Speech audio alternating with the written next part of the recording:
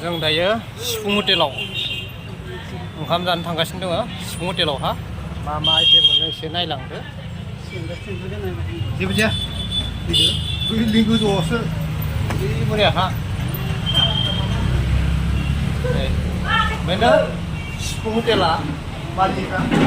मा मा मोनो एसे जानायसो लांसै नोङो लाबोदो दे अमादो लाबोदो होमबा बस'नांगौ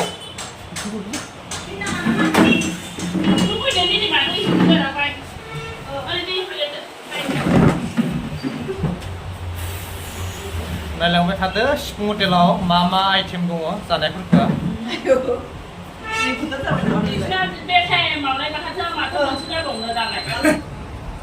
ओरैनो जों सिफुं हटेलावहा एवबाय अमा बेदर दालि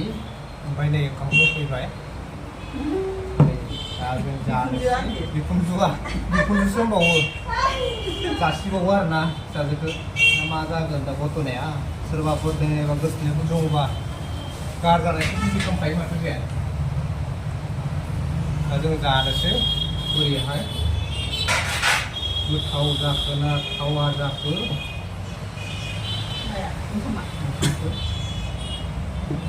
बानलु सुना होखाला बानलुखौ सुना फरायसो बानलु बाथोन होखायो नालाय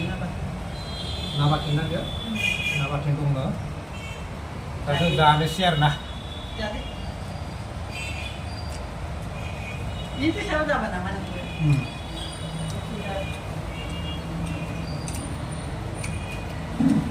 गोथावानो जादों आं दा दंखायो नै जानाया नै दाबो सिफुं हटेलाव दंखायो होनदों दोननानै जादों आरोना दायो बोरै जादों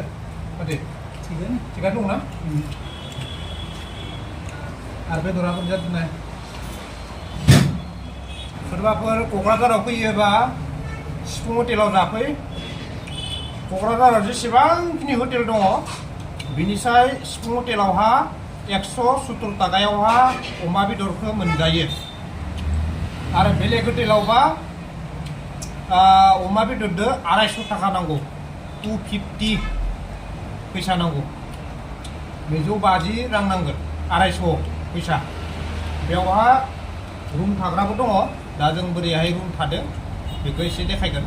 दा बेवहाय सोरबाफोर जाफैयोब्ला सोर क'क्राझारावहाय सिफुं हटेलाव जाफै बे सिफुं हटेलाव बयनिख्रुइ खमसिनाव मोनजायो जाहैबाय बेखायनो आं सिगाङावबो जाफैबाय थाखायोमोन मिथिखानायखाय आं दा फैनानै जाफैखाबाय आरो बेहाय दाम खमाव मोननायखाय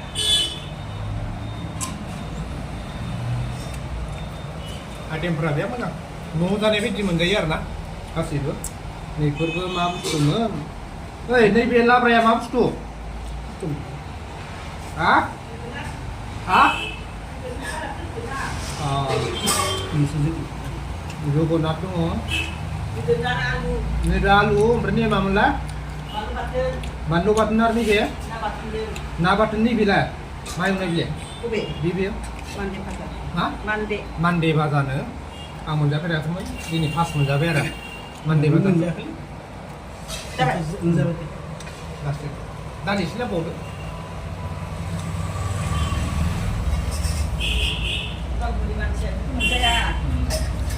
जों उदालगुरि नालाय फैबाथाय थांनो हाया ओमफ्राय जोङो हटेल रुम भारा जानाय गासैयावबो क'क्राझाराव गालांजोबनांगौ आरो ना दिनै जानाय भिडिअ एसेयावनो दोनथ'बाय